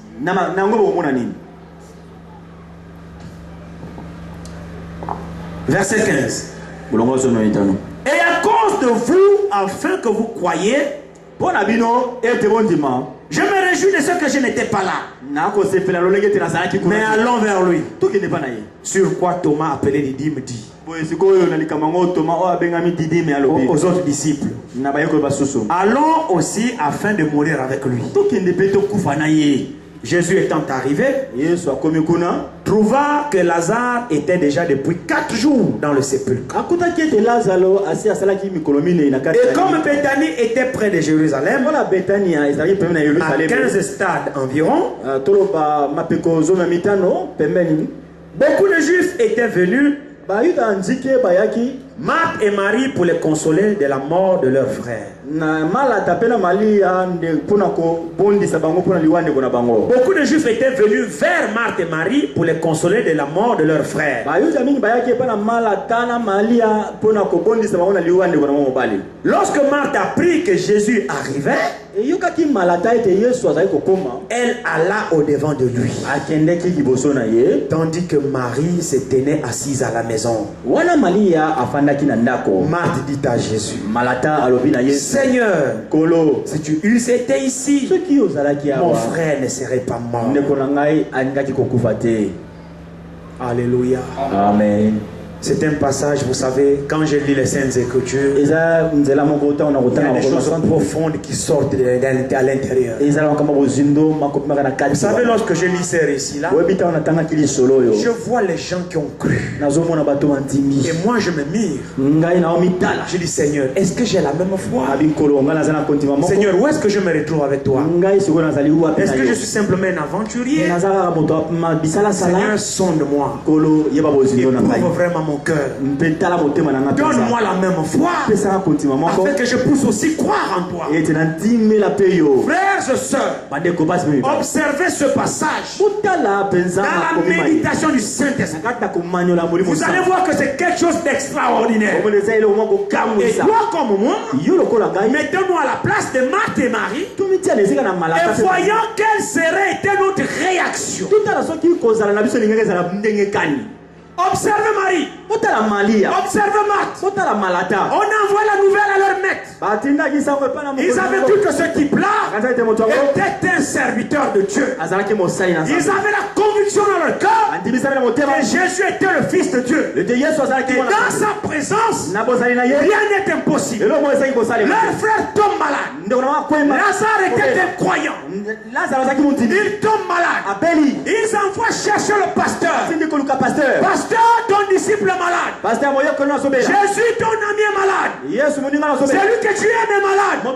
Ça ne va pas très bien ici. On a une petite foi, on a prié, ça ne va pas. On l'a amené à l'hôpital, rien ne va. Fais quelque chose rapidement. Il faut vite venir. Jésus savait. Il était au courant que Lazare est malade et que cette maladie va mourir. Jésus le savait. Il a refusé de venir. Il a fait exprès de ne pas venir. Je me suis dit, dans la méditation, est-ce que Marie et Marthe savaient que leur nouvelle était parvenue à Jésus? Certainement que si. Mais pourquoi le maître n'est pas venu? Ça, c'est un mystère.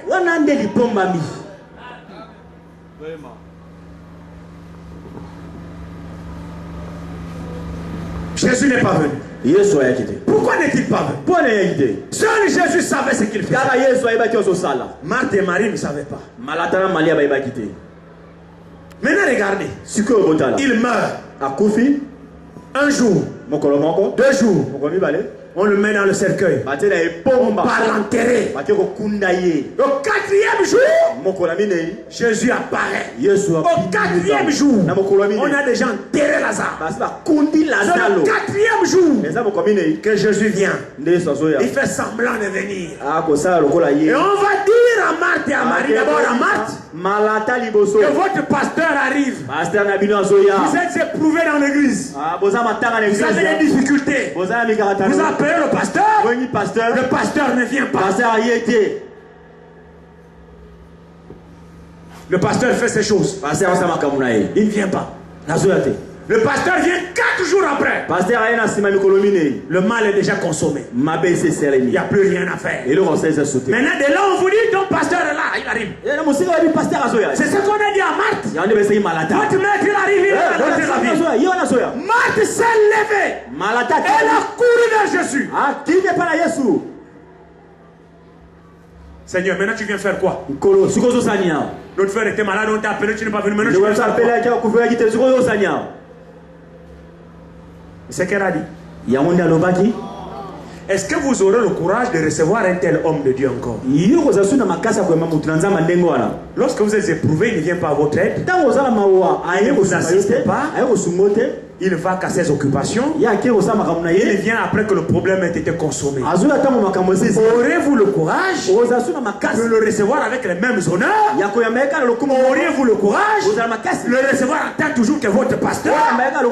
Auriez-vous le courage de croire toujours que c'est un homme de Dieu? Ou bien votre attitude va changer à son endroit parce qu'il n'est pas venu à votre secours quand vous aviez eu besoin de lui? Quelle attitude manifesterez-vous après que vous auriez reconnu que celui-ci est vraiment un homme de Dieu. Et maintenant vous lui faites appel. Au moment où vous avez besoin de lui, il n'est pas là, mais il apparaît après que votre problème ait été résolu. Auriez-vous le même pensée toujours à son endroit? Auriez-vous toujours le même respect envers sa personne? Ou changerez-vous d'attitude? Quelle serait votre réaction?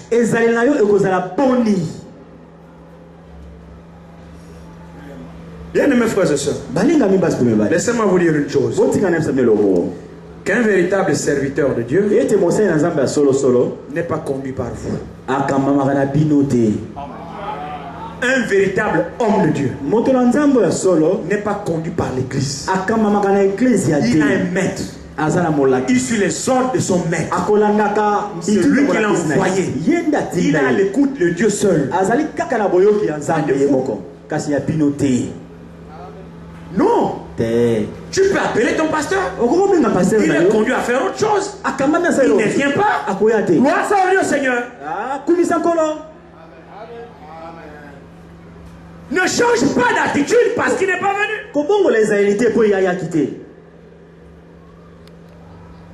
Marthe, lorsqu'on a dit, le maître arrive. Verset 19. Beaucoup de Juifs étaient venus vers Marthe et Marie pour les consoler de la mort de leur frère. Et lorsque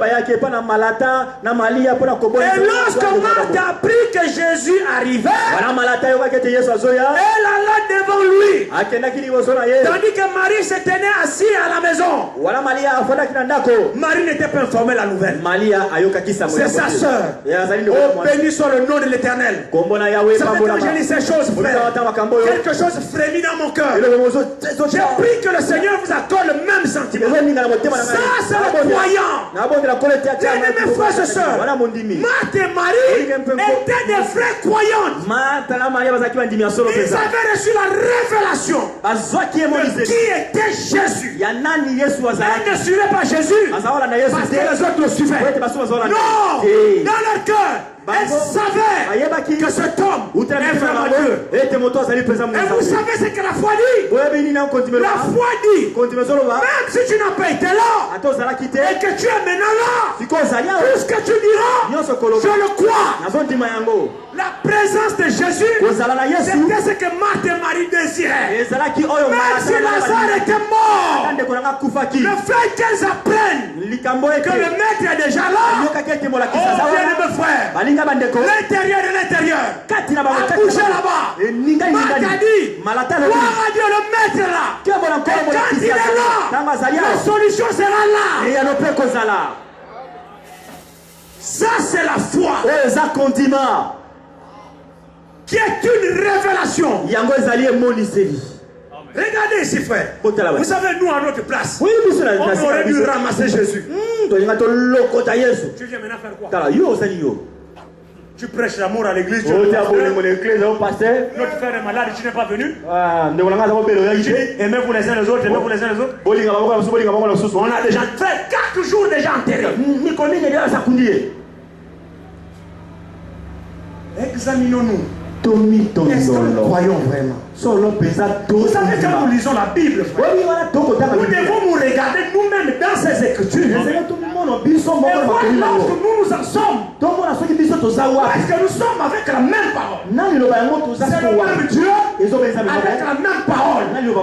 Amen. Marthe court.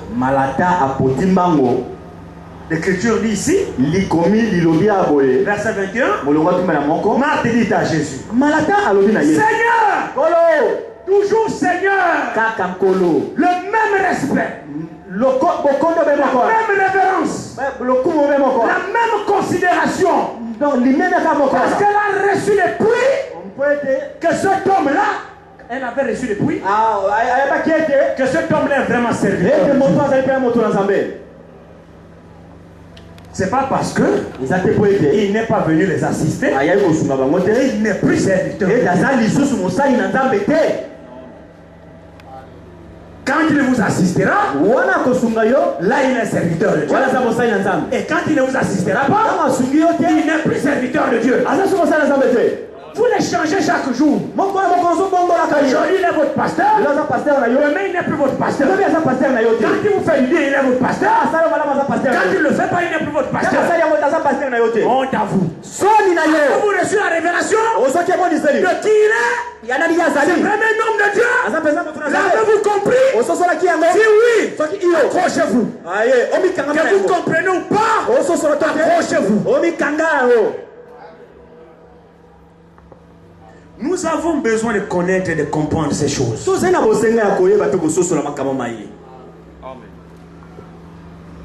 Seigneur,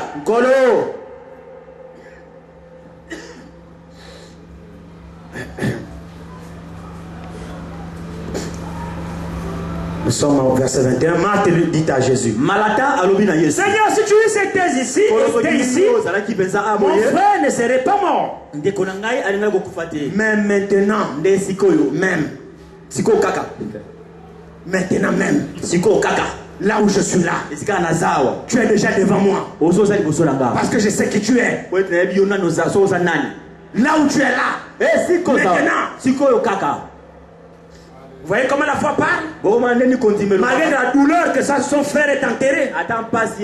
S'il vous plaît, frère, Marthe n'avait aucune idée que Jésus ressusciterait son frère.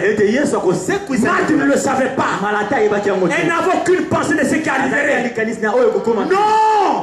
Mais la foi de Marthe dans le Seigneur lui fait dire que maintenant même, je sais. C'est profond ça. Est-ce que Marthe savait que Jésus va ressusciter son frère? Elle ne le savait pas. Mais ce que Marthe savait, c'est que cet homme est serviteur de l'Éternel. Ça, elle était convaincue de ça. Tous les juifs ne pouvaient rien lui dire comme ça. C'est une révélation. Mais maintenant même je sais que tout ce que tu demanderas à Dieu, Dieu te l'accordera. Dieu, quelle foi. Oh,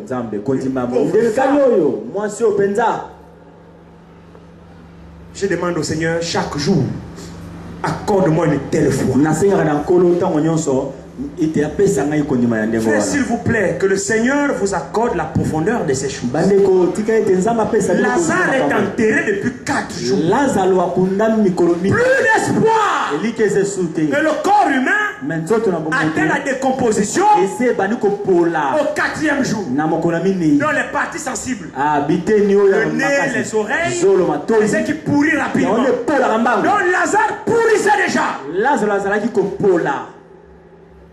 Plus d'espoir. Même Marthe dit, je sais maintenant, même tout de suite, tout ce que tu demanderas à Dieu, Dieu te l'accordera. En d'autres termes, même si tu n'es pas venu, quand on t'a appelé à la maladie de mon frère, je sais que tu es un homme de Dieu. Je crois de tout mon cœur. Bongo. Arrêtons de tâtonner. Sachons ce que nous faisons. Soyons certains de Dieu que nous croyons. Les temps et les circonstances ne changent rien. La foi ne regarde pas au temps. La foi ne regarde pas aux circonstances. La foi regarde à Dieu, qui est le Tout-Puissant, devant lequel rien n'est impossible. L'un des ministres m'a sifflé derrière ici en disant le 6e sens. C'est vrai. C'est un sens Tu ne dépends pas de ce que vous voyez, ni de ce que vous touchez, ni de ce qui vous conditionne. Lui dépend de la parole. Il dépend de Dieu seul. Ce que Dieu dit, le sixième sens dit Amen. Frère Bonhomme raconte une histoire. Il y avait un homme de couleur. On appelait Moïse. Et il marchait toujours avec la Bible. Français et celle comme ça. Il se baladait avec la Bible. Mais il ne savait même pas lire son nom. Alors on lui a posé la question. Moïse, il dit oui. Mais quoi tu as cette Bible? Moïse dit oui, je la crois. Il dit je la crois sûrement. Il dit je la crois d'une couverture à l'autre. Il dit je crois même à la couverture. Parce que sur la couverture, il est écrit la Sainte Bible. Donc je crois même à la couverture. Alors on lui a dit Moïse, il dit oui. Il dit bon. Si le Seigneur te disait de sauter à travers ce mur là, passe par le mur là. Moïse dit attendez une minute. Est-ce que la Bible dit que Moïse doit passer là? Vous voyez la foi de Moïse? Lui tenait comme absolu l'écriture. Dites seulement à Moïse qu'il y a un verset qui dit que tu dois passer là. Alors Moïse dit, est-ce que la Bible dit que Moïse doit passer là? Parce que je ne sais pas lire. Lisez-moi et trouvez-moi là où il est écrit que Moïse doit passer là. Comme il n'y a pas d'écriture comme ça, alors on lui dit, mais si le Seigneur te parlait et te disait, Moïse passe par là, il dit, si Dieu me disait, je passerai. On lui a dit, mais comment tu vas passer alors qu'il n'y a pas un trou? Il dit, si c'est Dieu, il ferait un trou quand Moïse passerait. Il suffit que Dieu parle et nous croyons.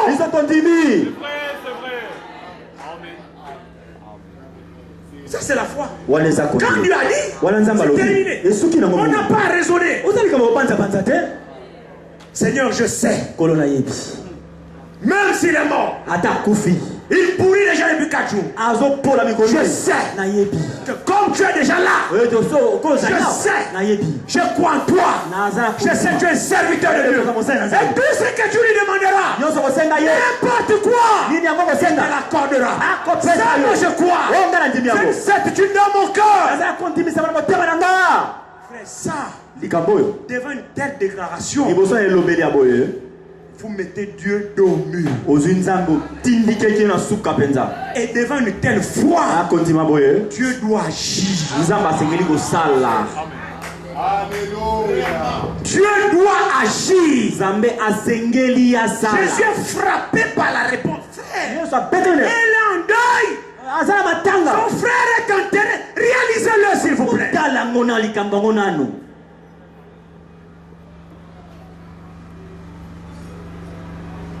N'importe quoi. Je sais tout ce que tu demanderas. Il y avait un centenaire romain. Mon serviteur est malade. Je ne suis pas venu te chercher pour que tu viennes dans ma maison. Parce que moi je suis un païen. Je ne suis pas digne de te recevoir. Mais je sais qui tu es. Moi je suis un chef. Je commande 100 soldats. Quand je dis un soldat fait ceci, il le fait. Quand je dis un autre fait ceci, il le fait. Mais j'ai vu en toi le Dieu vivant, le Père de tout esprit. Quand tu diras quelque chose, les démons t'obéiront. Alors dis seulement un seul mot, et mon serviteur là où il est, il sera guéri. Jésus a déclaré, en vérité, je vous le dis, je n'ai jamais trouvé une telle foi. Devant une telle certitude, frère, tu es obligé de répondre. Maintenant, je sais que comme tu es déjà là, devant moi là, tout ce que tu demanderas, je sais que cela arrivera. Poursuivons la lecture. Verset 23. Jésus lui dit, ton frère ressuscitera. Ton frère ressuscitera. Suivant la conversation. Je sais, lui répondit Marthe, qu'il ressuscitera à la résurrection au dernier jour. Jésus ne lui avait pas dit que ton frère ressuscitera au dernier jour. Jésus ne lui a pas dit ça. Jésus répondait à la foi de Marthe. Il dit ton frère ressuscitera. Mais Marthe avait pensé que c'est au dernier jour. Jésus n'a pas prononcé dernier jour. C'est pourquoi Jésus reprend la parole. Il dit ici. Verset 25. Jésus lui dit, je suis. Nazali. Alléluia. Amen. Comme tu me vois là, c'est pas un problème de dernier jour. Je serai. Non, je suis. Nazali. Amen. C'est pas que je serai la résurrection des derniers jours. Même comme tu me vois là, je suis. Nazali. La résurrection même est à moi. Là où je suis la vie. J'ai la résurrection. J'ai tout le pouvoir. Je suis là devant toi. Au dernier jour. Maintenant même. Toi seulement. Je suis la résurrection. Je suis la vie. Frère, c'est une déclaration puissante. Si tu peux le dire à chacun de nous ce matin, dans ton cœur à toi, si le Saint-Esprit te chuchoter, que je suis la résurrection, je suis la vie. Quelle assurance que nous sortirons de ce tabernacle.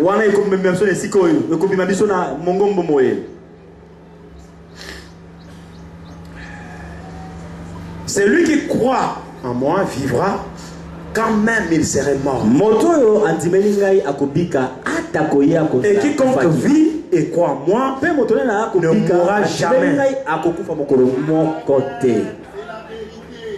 Quiconque vit. Lazare était vivant. De son vivant avait-il cru? Est-ce que du vivant de Lazare, il avait cru à Jésus? Amen. Il dit quiconque croit en moi vivra.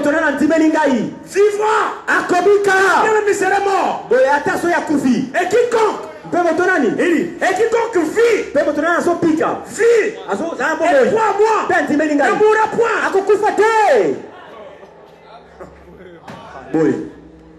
Quiconque vit pendant que tu es vivant, ne crois pas quand tu seras mort. Tu ne pourras pas croire quand tu es mort. Mais quiconque est vivant et croit en moi ne mourra point. Pendant que Lazare était vivant, il avait cru. C'est pourquoi il n'est pas mort.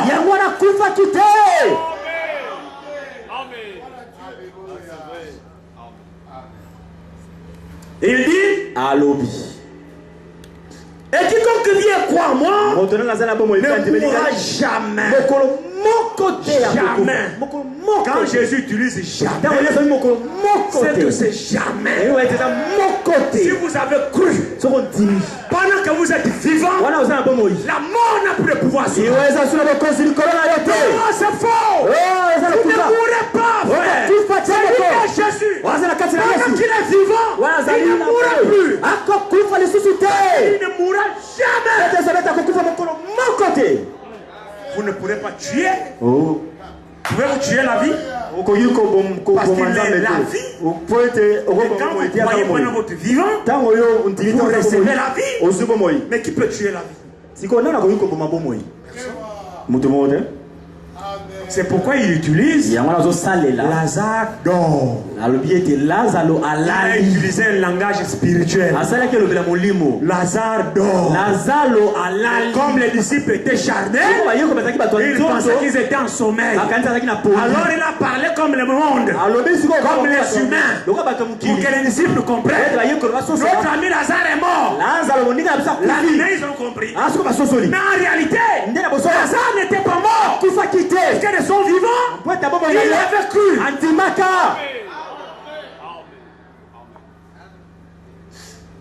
Et il dit, quoi tu sais là?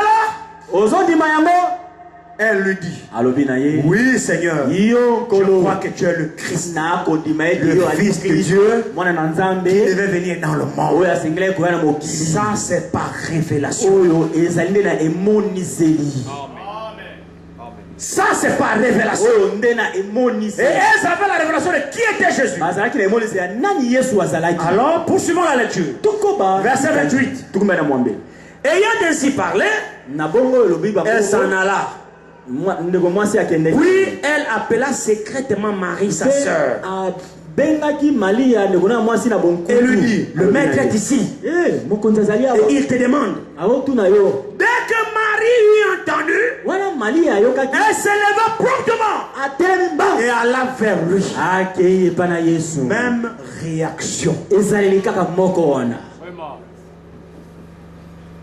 Lisez la Bible avec les yeux du Saint-Esprit. Même réaction que Marthe. Qu'est-ce qui fait cela? C'est-à-dire que le même Jésus, elles étaient convaincues de la même manière de cet homme. La révélation que Marthe avait de Jésus, la même révélation Marie l'avait de Jésus. Et si vous remarquez très bien ici, Marie va dire les mêmes paroles que Jésus. Voyez ici,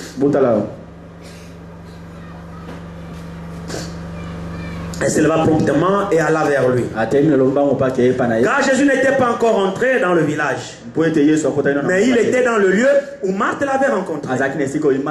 Les Juifs qui étaient avec Marie dans la maison et qui la consolaient, l'ayant vu se lever promptement et sortir, la suivirent disant, elle va au sépulcre pour pleurer. Lorsque Marie fut arrivée là où était Jésus et qu'elle le vit, elle tomba à ses pieds. Frère, donc elle se prosterna et adora. Mais il n'est pas venu quand on l'a appelé. Et il a fait exprès de ne pas venir. Mais cela n'a pas changé le sentiment des adorateurs. Cela n'a rien changé dans leur cœur à son endroit. Elle croyait toujours. Malgré la réaction du Seigneur, l'adorateur croit toujours. Elle est arrivée et s'est mise à genoux. Elle a adoré tel homme qui n'est pas venu se couvrir leur frère pendant qu'on l'a appelé. Vraiment. Quelle sera votre réaction?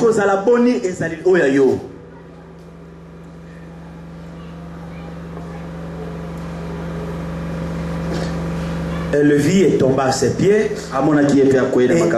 et lui dit, Seigneur, si tu eussais été ici, mon frère ne serait pas mort. Toujours la même certitude.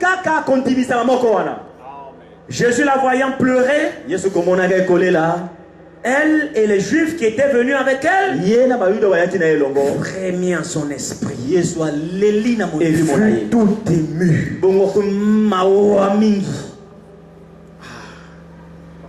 Jésus a observé la scène. Il a vu comment les gens pleuraient.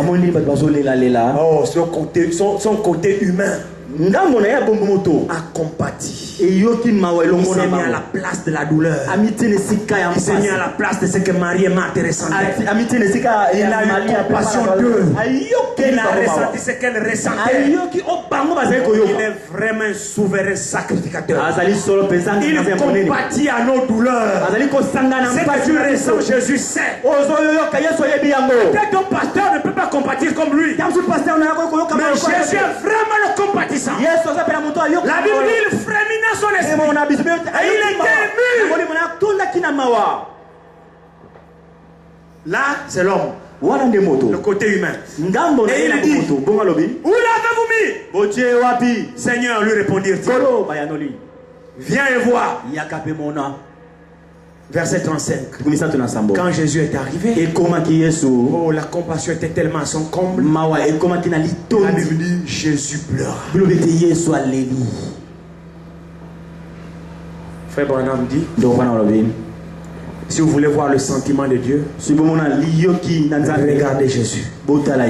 Jésus est le cœur même de Dieu. Si vous voulez voir comment Dieu pense, regardez Jésus. Dieu en Jésus a pleuré. C'est profond. Jésus est le cœur de Dieu. La manifestation visible du Dieu invisible. Jésus pleura. Et les gens regardaient. Oh, il pleure. Mais c'était son côté humain qui parce qu'il compatissait. C'est vrai. Verset 36. Sur quoi les Juifs dirent, voyez comme il l'aimait. Et quelques-uns d'entre eux disent, toujours les critiqueurs, ils ne manquent pas. Ceux qui n'ont pas compris qui était cet homme. Et quelques-uns d'entre eux disent, lui qui a ouvert les yeux de l'aveugle, ne pouvait-il pas faire aussi que cet homme ne mourut point? Avez-vous compris la réaction de quelques-uns?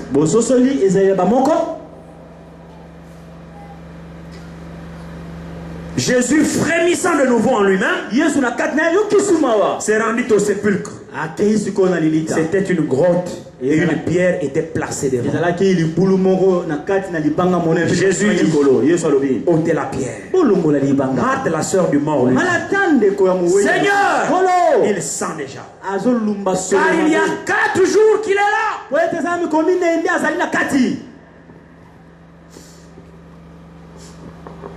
Vous suivez ça? C'est extraordinaire. Nous ne pourrons jamais épuiser. Vous savez, il m'arrive souvent de réaliser ce que Frère Branham dit.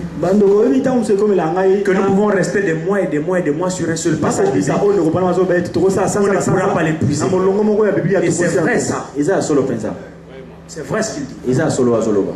C'est-à-dire chaque jour, plus vous lisez, le Saint-Esprit jaillit la lumière.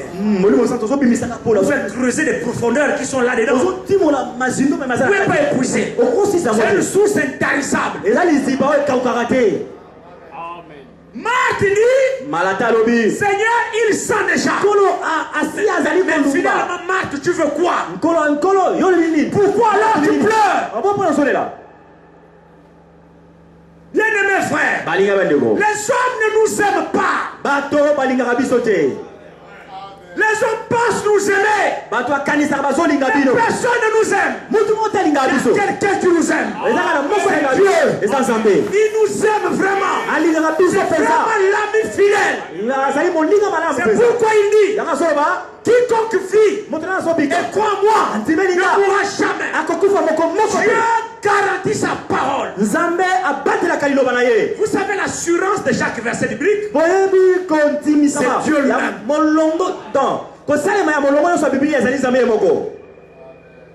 Je ne sais pas si vous comprenez ça.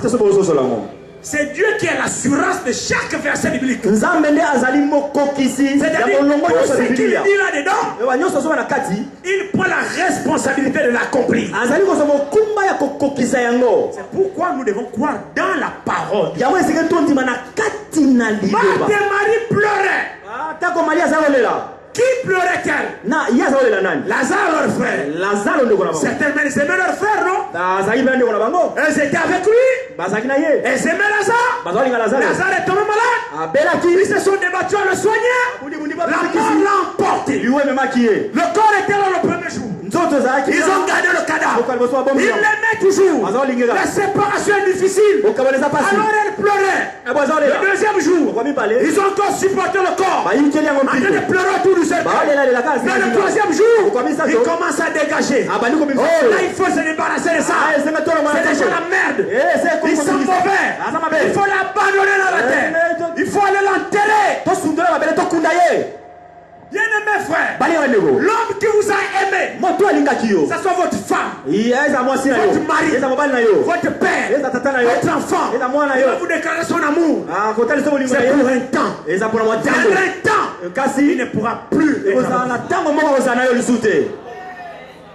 Vous allez trouver une femme. Chérie, je t'aime. Il n'y a que toi. Tu meurs, je meurs. C'est faux. Le Kouta. Dites-lui menteur. Frère, si la soeur te trompe comme ça, tu es mon chéri. Tu meurs, je meurs. Il y a la soeur menteuse. Le Kouta.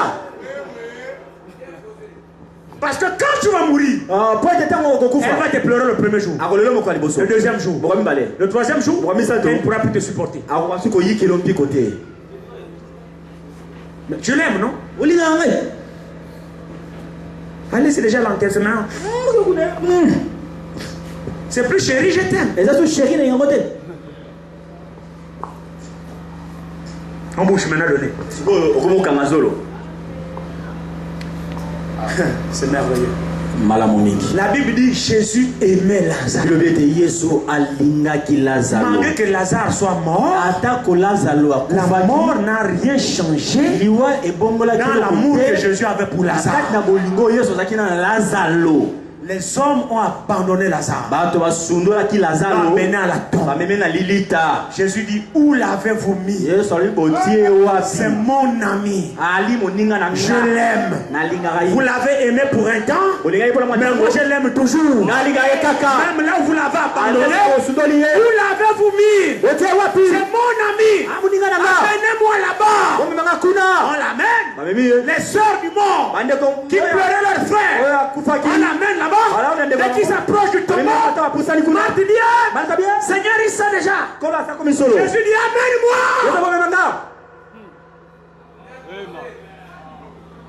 Il sent déjà.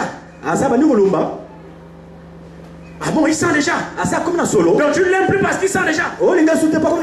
Mais moi, même s'il sent, amène-moi. C'est mon ami.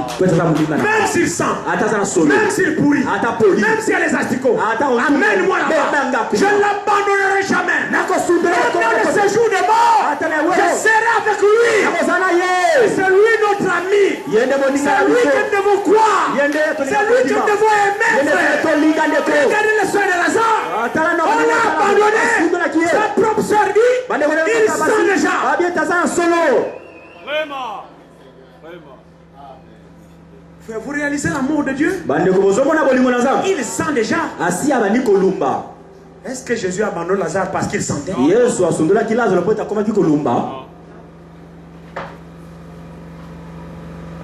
Vous savez, quand j'ai lu les Écritures, et je vois ces choses, frère, rien ne peut me séparer de lui.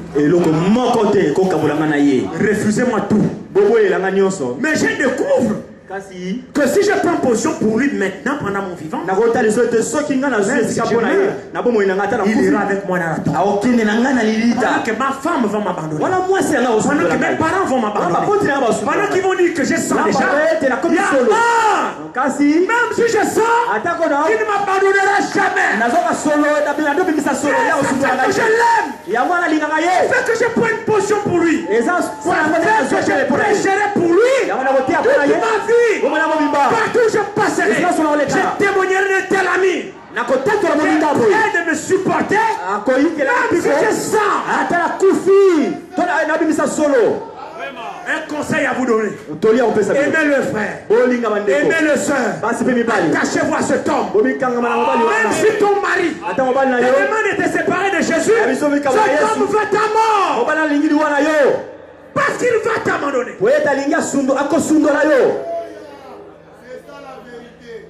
Bien-aimés frères, c'est la vérité. Aimez Jésus de tout votre cœur. Donnez-lui toute votre vie. Il est vraiment l'ami fidèle. Alors nous comprenons que les larmes de Marthe et Marie, c'était les larmes de crocodile. Et les véritables larmes, c'était les larmes de Jésus. Quand Jésus pleurait, il pleurait vraiment. Parce qu'il aimait Lazare. Alléluia. Même s'il s'attend, emmène-moi là-bas. Mais c'est mon ami. Vous l'abandonnez, je ne l'abandonnerai jamais. Parce qu'il n'a plus position pour moi. Je prends position pour lui. Je vais aller là-bas. Même s'il est sale, je l'aime toujours. Même s'il est pourri, je l'aime toujours. Voilà le Dieu qui nous aime. Voilà le Dieu que nous adorons. Est-ce que vous l'aimez? Alléluia. Amen. Il dit je ne te laisserai point. Je ne t'abandonnerai point. Pour qu'il soit fidèle. Même quand je vais mourir, il ne faut pas qu'il m'abandonne. Sinon ça ne sert à rien de croire en lui. Pour qu'il soit fidèle, il faut qu'il soit avec moi. Même dans le tombeau. David a dit, même quand je passe devant les l'ombre de la mort, je ne crains aucun mal. Alléluia. Il est notre ami, frère. Recevez-le pendant votre vivant. Acceptez-le pendant que vous êtes vivant.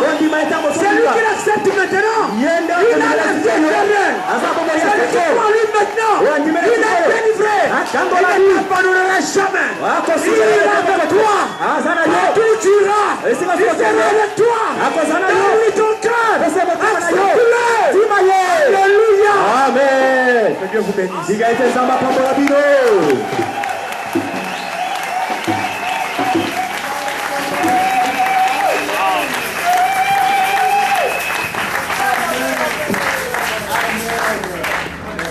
L'ami fidèle.